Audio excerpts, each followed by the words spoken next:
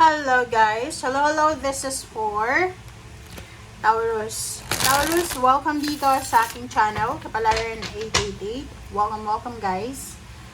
Alamin natin kung anong messages, vibration, gabay, energy para sa lahat ng Taurus. Okay. Please comment down below if you resonated. And if you have something to say, pwede mo naman nasabihin yan dyan. Okay? Gusto mo ng kausap? Gusto mo ng answer, solution, sabihin mo yan sa comment section.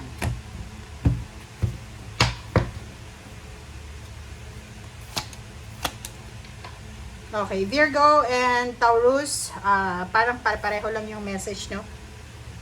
Even Capricorn. So, this is for Taurus. Sinakikita ko sa'yo, there's a Tower and Ten of Swords. So, sinasabi ng barahan na paalis ka na sa burdensome situation. So, there's a solution. There's an endings. Okay? Paalis ka na sa difficult situations. So, like for example, ganito yung scenario mo dito. Etong tower na to, maybe this is your emotion, your family, or your relationship with God, with yourself. So, nakikita ko pwedeng bumagsak to. Maybe, sabihin na natin 16 weeks ago, 7 months ago, 7 years ago, nagkaroon ka ng problema sa pamilya, nasira yung relationship mo, nasaktan ka, nakasakit ka, vice versa. So, dito sinasabi ng baraha sa'yo na sa wakas, matatapos na din to. Sa wakas, matatapos na din. Sa wakas, there's a healing, there's a forgiveness, there's a reconciliation na pwedeng mangyari. Sa wakas, maayos na din to na bumagsak sa buhay mo. Okay. So, yun. Like for example, kung may nangyari sa family mo, you have something misunderstanding with your family, pwedeng maayos na to. Lalo sa parents and siblings. Alright, next is Queen of Cups and Ace of Cups. Yun, ba? Diba? Sinasabi ng baraha sa'yo dito na isang emotional success, emotional situation, good news about emotion, na pwedeng magdala sa'yo ng happiness. So, sa nakikita ko, ano ba to? Yun na nga.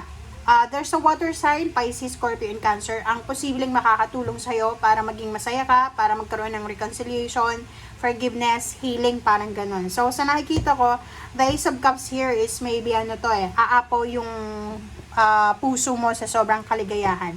Full of happiness. Parang yan, tinik. Tinik na, di ba, pag kaaway mo yung family mo, kahit sabihin mong peaceful ka, hindi ka peaceful eh. Kapag may problema ka, parang paramdam mo, okay, masaya ka, pero deep inside there's something eh. So, eto, talagang mabubunutan ka ng tinik. Parang ganun. Makakahinga ka na ng maayos. Alright? So, this world, diba? The world and Ten of Swords, pareho lang sila. So, there's a recovery, there's an ending, there's an achievements. So, sinasabi ng baraha sa'yo dito na Taurus, tapos na. Okay? Tapos na yung masasamang pangyayari sa buhay mo. Ang nakikita ko sa'yo dito, especially if you are in a relationship sa mga taong medyo narcissistic, yung mga like any zodiac signs na pwede mong karelasyon, like asawa, girlfriend, boyfriend, kalibin partner, parang ganun, or mga kaibigan, katrabaho, ang baraha mo nagsasabi na posibleng tapos na yung pagtitiis mo. Ngayon, you're free. You're free, you're happy, you're contented. Siguro yung taong yun, siya yung comfort zone mo for several years. But now, naintindihan mo na kailangan mong mag-move on. And mas ka ngayon, mas blooming, mas masaya, kahit kaka-break up nyo pa lang or whatsoever. Okay. This is for Taurus. Parang ito like yung nakapag-asawa ka ng nananakit, narcissistic, yung parang walang pakiramdam, walang pakialam. Tapos naghiwalay kayo, siya ang nakipaghiwalay sa'yo. Akala mo masasaktan ka. Sa simula, okay, nasaktan ka, but na-realize mo na mas nakahinga ka ngayon ng maayos. Okay?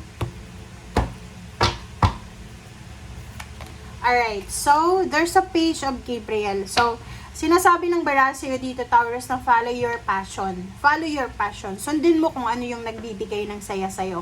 Okay? So, sinasabi ng baraha nito na marami kang pinagdaanan sa past na mga challenges. So, kung may mga challenges pa na darating sa'yo, hindi na to bago sa'yo. Okay? There's an opportunities na pwedeng magdala sa'yo ng excitement and adventure. Okay?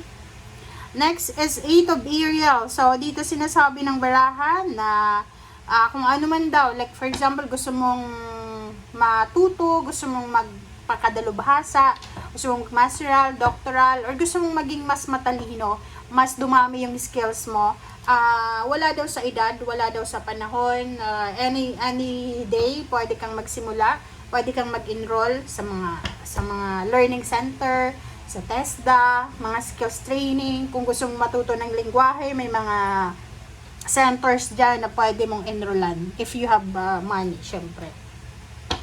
Okay, number 6, lover. So, dito sinasabi ng bara sa'yo na there's a situation sa love life mo na magkakaroon ka ng parang strong strong urge na gawin kung ano talaga yung passion mo or kung anong gusto mo. Another is 7 of Raphael. So, kailangan mo nang magkaroon ng sariling desisyon. So, be clear on what you want and take action. Okay? Sabi ng bara dyan, you need to, a need for detoxification. Ang detoxification na to, Taurus, hindi lang ito sa katawan, pati sa relationship, sa trabaho, sa negosyo, sa lugar. Kung medyo toxic na, like for example, nagra-rent ka, bed spacer ka, or nagrent ka ng apartment, tapos yung mga kapitbahay mo, mga kasama mo sa bahay, sobrang toxic nila. 'Di ba? Like, basta toxic yung personality or yung environment mo. So, you need to detoxify. So, anong gagawin mo? Siyempre, maikli lang yung buhay. Bakit ka mag-stay dyan? So, you need to live. 'Di ba? Find peace. Peaceful na place para sa'yo. Ganun din yun. Like, for example, the environment. 'Di ba? Yung halimbawa, mga kapitbahay nyo, panay video okay, panay maingay, tapos ganyan ganito, maraming mga problema, ganyan. So, you need to parang find solution sa ganyan. Alright? Okay, Queen of Ariel. So, take care of your body, personal, physical. So, kailangan mong bantayan kung ano yung iniisip mo. Be positive. Yung kinakain mo, kung mabesyo ka, iwasan mo yung sobrang besyo. So, dito sinasabi, kailangan mong maging practical and maging wise ka. Okay? So, alagaan mo yung sarili mo. Okay? Kasi, ang importante ay ikaw. Okay? Tapos na yung mga araw na naging alipin ka. Tapos na yung mga araw na ginawa ka lang na katulong. Parang ganun. So, lumaban ka na para sa sarili mo. And the last card is 10 of Raphael. So, dito sinasabi ng baraha, don't you worry. Kung kakabreak nyo pa lang, kakahiwalay nyo pa lang, kakaresign mo pa lang, dito sinasabi, wag kang mag-alala. Love and blessings will fill your life. So, wala kang dapat nalalahanin. Kung love life yung problema mo, maayos yan, magkakaroon ka ng bago. Family, maayos yung family. Trabaho, magkakaroon ka ng trabaho as long as nabuhay ka. Okay? And healthy. Thank you guys. Bye!